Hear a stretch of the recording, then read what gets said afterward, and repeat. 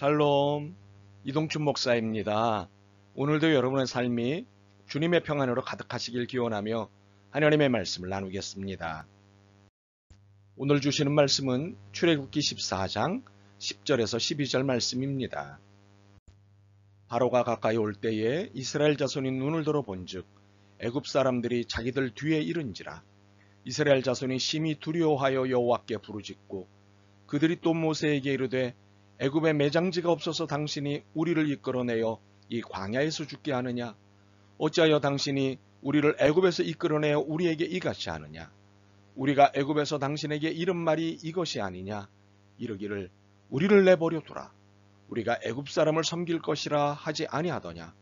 애굽 사람을 섬기는 것이 광야에서 죽는 것보다 낫겠노라. 아멘. 출애굽기 14장 10절에서부터 12절 말씀을 본문으로 인생을 뒤집어 읽는 것이 신앙이라는 제목으로 말씀을 나누도록 하겠습니다. 장수가 복일까요? 질문이 너무 도발적인 것 같습니다. 그러나 한 번쯤은 질문을 하거나 질문을 받아야 할 사안입니다. 특히 죽기 전까지 재정적 후원 장치가 보장되지 않은 상황이라면 더욱이 질문되어야 할 사안입니다. 아마도 자본주의 사회에 사는 사람들이 대부분 이 질문에 해당되겠지요. 과연 장수가 복일까요? 장수가 복이냐는 이 질문은 인생이 왜 이래? 라는 본질에 관한 질문과 연관되어 있습니다.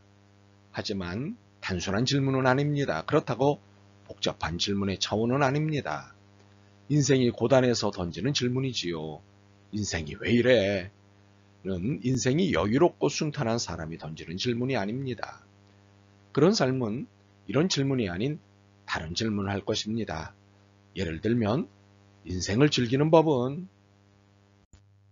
출애굽에서 가나안 정복의 기록을 담고 있는 출애굽기, 민수기, 신명기, 여호수아, 사사기를 읽으면 우리들 인생이 겪는 인생 행로가 보입니다. 물론 이 기록들의 목적은 하나님 백성의 신앙의 여정을 보여주는 데 있습니다. 하지만 신앙 부흥의 목적이 아니더라도 이 기록물은 우리의 인생이 어떠한지를 말해주는데 충분합니다. 무엇보다도 이 기록물은 인생이 왜 이래? 라는 질문이 나오게 할 뿐만 아니라 이 질문에 답도 담고 있는 역설적 기록물입니다. 이런 의미에서 흥미로운 기록물입니다. 그러나 우리의 인생 현실이 고단하기에 인생이 흥미로울 수 없는 사람들이 많습니다. 설레발이 길었습니다. 그래서 설교자는 무엇을 이야기하고 싶은 것일까요? 무슨 이야기를 하고 싶은 것일까요? 호사다마, 즉 좋은 일에는 흔히 방해되는 일이 많음 또는 그런 일이 많이 생김의 의미인 호사다마와 세옹지마, 즉 모든 것은 변화가 많아서 인생의 규룡화봉을 예측할 수 없다는 뜻의 세옹지마를 이야기하고자 합니다. 즉 호사다마와 세옹지마를 이야기하고자 합니다. 이집트의 파라오 왕국 시절에 이집트를 중심으로 중동 인근 지역에 7년간 흉년이 들었던 적이 있었습니다. 그런데 이집트는 국무총리를 잘 둔 덕에 이 흉년을 잘 넘겼을 뿐만 아니라 오히려 이 기간에 대부자가 되었습니다. 흉년이 들 때마다 대형 곡식 창고를 들여 곡물을 저장해 두는 지혜를 발휘한 덕이었습니다. 이 지혜의 중심에는 요셉이 있었습니다. 그리고 그는 국무총리였습니다. 이 요셉 덕에 요셉의 일가족인 아버지에서부터 형제들, 조카들이 기근에 굶주려 죽지 않고 살 수 있었습니다. 물론 요셉이 국무총리가 되기까지의 우여곡절은 말로 다 설명할 수 없을 정도였습니다. 고난의 세월이었습니다. 원인은 두 가지였는데 하나는 요셉의 꿈 때문이었고 다른 하나는 그 꿈 이야기를 들은 형제들의 분노 때문이었습니다. 그러나 결과적으로는 국무총리가 된 요셉 덕에 일가족이 구사일생되었고 안락한 삶을 살게 되었습니다. 그러나 수백 년 뒤 요셉을 모르는 파라오 왕이 등극하면서 엄청난 숫자로 불어난 야곱의 후손들을 하루아침에 노예로 만들었습니다. 졸지의 노예가 된 야곱의 후손인 이스라엘은 처량한 삶으로 하루하루를 연명해야 했습니다. 이들의 이러한 처량함을 더 이상 볼 수 없으셨던 하나님이 이들을 구하기로 하시고 모세를 지도자로 세워 출애굽시키셨습니다. 물론 일이 성사되는 데는 너무도 많은 어려움이 있었습니다. 10가지 혹독한 재앙에도 파라오의 태도가 쉽게 꺾이지 않았기 때문입니다. 그러나 결국 출애굽에 성공했습니다. 그러나 출애굽의 기쁨도 잠시 이스라엘이 당장 만난 것은 홍해라는 장벽이었습니다. 여기에 장제의 죽음이라는 전국적 재앙에 정신을 못 차리다 제정신이 든 파라오가 뒤를 바짝 쫓는 맹추격이 있었습니다. 이 상황에서 터져나오는 백성들의 불만이 오늘 읽은 본문입니다. 출애굽의 목적이 여기서 죽게 하시려는 것이었습니까? 참으로 초긴장도 이런 초긴장이 없었을 것입니다.